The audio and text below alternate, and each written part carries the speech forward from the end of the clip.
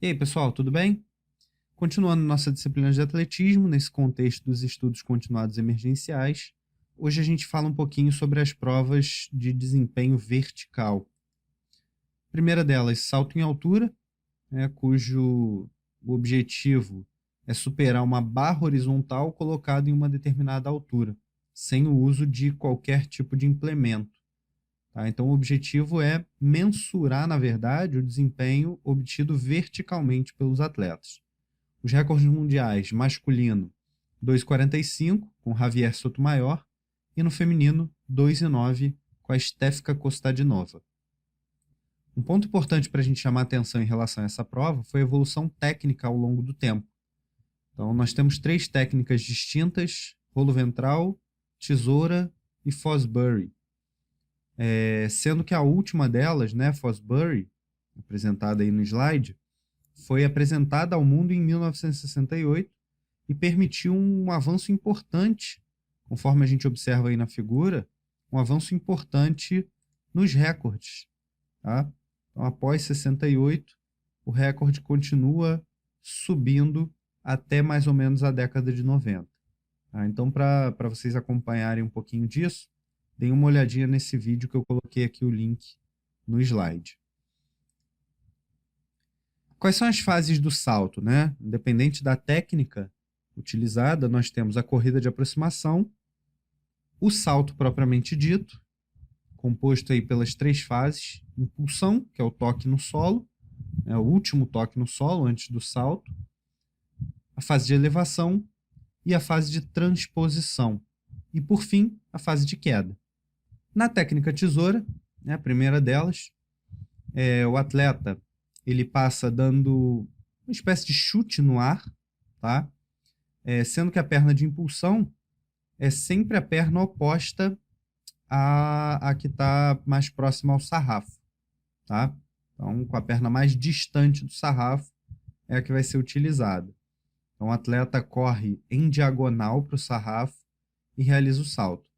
Ponto importante para chamar a atenção: essa técnica ela não permite um desempenho tão bom. Por quê?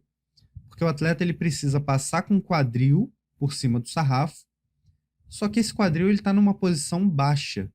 O quadril ele é uma região do corpo que fica mais ou menos no meio do corpo. Consequentemente, se o atleta precisa transpor passando o quadril com o tronco reto, esse quadril vai estar numa posição baixa em relação aos demais pontos do corpo, às demais partes do corpo. Tá? Posteriormente, o atleta caía, lá no início do século passado, numa caixa de areia. Tá? Então, do ponto de vista técnico, é um tipo de salto que é difícil e não permite um desempenho tão interessante assim. Avançando, a gente evolui a técnica para o rolo ventral, em que o indivíduo ele faz um giro com o corpo no ar e passa de barriga para baixo, em relação ao solo, e, consequentemente, ele passa com a região frontal do corpo mais próxima ao sarrafo. Então, ele realmente é chamado de rolo porque ele faz esse movimento de rolar durante a fase de elevação, durante a fase aérea do salto. Esse salto já permite um desempenho um pouco melhor, por quê? Porque o quadril e a cabeça passam na mesma altura. Ou seja, o atleta eleva para uma posição mais alta o quadril dele. Tá? E, posteriormente, ele vai cair no solo. Após a utilização por um período razoável do rolo ventral, a gente teve a introdução da técnica Fosbury, em que o atleta, dessa vez, ele corre em relação ao sarrafo, utiliza a perna de impulsão oposta àquela que se encontra mais próxima ao sarrafo, e ele vai fazer a transposição de costas, formando aqui, como a gente pode observar nessa imagem, um arco com o corpo. Então ele usa cada parte do corpo, vai passar por cima do sarrafo de forma isolada. E ao final do movimento, ele vai realizar um chute com as 2 pernas para que elas não batam no sarrafo. Essa técnica aqui é a que permite a obtenção de um melhor desempenho. Cabe ressaltar o seguinte: essa técnica só pôde ser inserida porque ao invés de utilizar a queda na caixa de areia, passou-se a utilização de um colchão para amortecimento da queda do atleta. Então, em 68 já se usava o colchão, permitindo que o atleta caísse de costas. Uma diferença importante do rolo ventral para a técnica Fosbury, né, ou de costas, é que o atleta no rolo ventral, normalmente ele corre de frente para o sarrafo, enquanto que na técnica Fosbury ele corre em curva para o sarrafo. Tá? Isso é uma diferença importante que também permite um melhor desempenho. Por quê? Se ele corresse de frente para o sarrafo, na técnica Fosbury, ele não teria como fazer um giro de 180 graus para passar de costas pelo sarrafo. Não haveria tempo durante a fase de elevação para isso. Avançando um pouquinho mais, segunda prova de desempenho vertical é o salto com vara, em que o indivíduo também precisa superar uma barra, né, chamada de sarrafo, colocada a uma determinada altura, porém utilizando um implemento. Tá? Os recordes mundiais são do Renaud Lavillenie, no masculino, com 6,16 metros, e da Helena Zimbaeva, com 5,06 metros no feminino. Um ponto importante para se chamar a atenção, né, em relação à progressão dos recordes, é a evolução do material utilizado para a confecção das varas. Então a gente observa que lá na década de 20 até mais ou menos a década de 40, a gente observa que o material utilizado era madeira, tá? Que permitia alguma evolução de desempenho, mas nada muito elevado. Posteriormente, a gente teve a criação das varas de alumínio, que não fizeram um sucesso também tão interessante, porque os recordes com as varas de madeira foram quebrados 15 anos após e não foram quebras tão significativas, tão importantes. Posteriormente, lá na década de 60, foi desenvolvido, né, ou foram desenvolvidas as varas de fibra de vidro, que são as atuais, que permitiram aí sim uma evolução de desempenho muito grande. Então, os atletas na década de 60 saíram de mais ou menos 4,80 metros para mais de 6 metros na década de 90. Tá? Então, foi uma evolução bastante importante.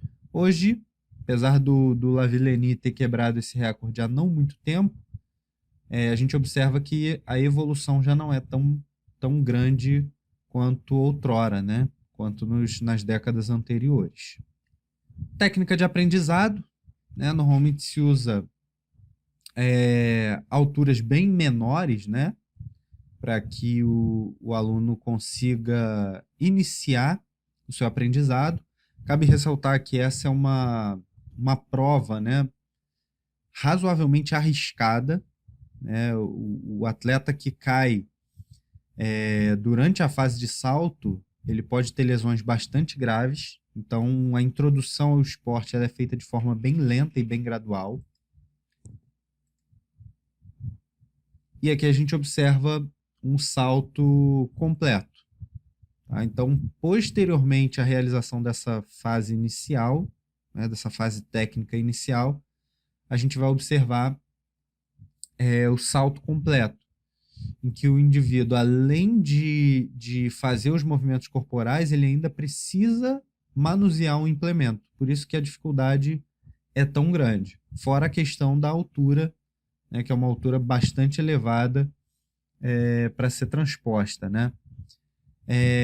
Pontos importantes aqui, a gente vai observar uma fase de corrida, né, uma fase de aproximação e, posteriormente, fase de impulsão, elevação, enfim, as mesmas fases do salto em altura, porém com uma fase aqui extra, que é chamada de fase de giro.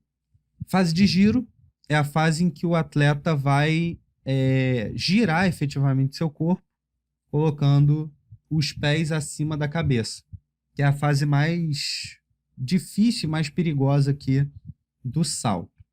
Posteriormente, a gente vai ter a queda.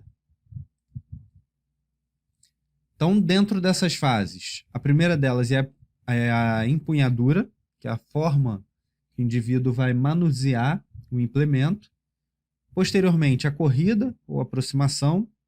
Preparação para o encaixe, que é a fase em que o atleta começa a baixar a posição da vara para fazer o encaixe no suporte da vara, que fica no solo.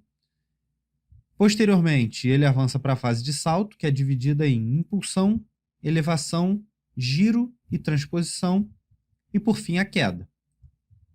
Então a gente observa aqui cada uma dessas fases. Tá? A corrida, primeira fase, né, depois da empunhadura. Posteriormente, durante a fase de impulsão, né, o atleta realiza o apoio do implemento, e a impulsão, na verdade, o atleta ele não precisa realizar um salto. É importante deixar claro que quem vai impulsioná-lo efetivamente é a vara e não as pernas. Tá? Posteriormente, né, durante a fase de elevação, ele vai realizar o giro do corpo.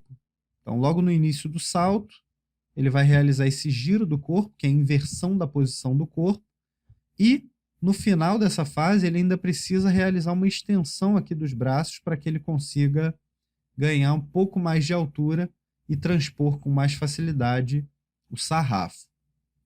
Em relação à empunhadura, a mão que vai atrás ela precisa ir girada, né, numa posição invertida, para que o indivíduo consiga, durante a fase do salto, realizar o movimento. Lembrando que o atleta ele pode escolher o tamanho, né, do implemento que ele vai utilizar. E aí tem que ficar muito claro que não necessariamente a maior irá gerar o melhor desempenho. Tá? Isso depende muito das características do atleta e da própria adaptação dele ao uso do implemento. Fase de voo, né, só para a gente destacar.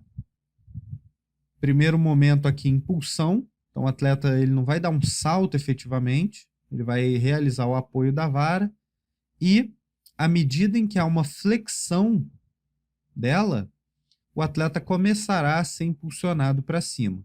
Tá? Posteriormente ele faz o giro, né, inversão da posição do corpo, e lá no final do movimento ele realiza uma extensão com o braço, para que ele consiga projetar o corpo dele o mais acima possível. Espero que tenha ficado claro, pessoal. A gente se vê na nossa próxima aula síncrona. Abraços e até lá!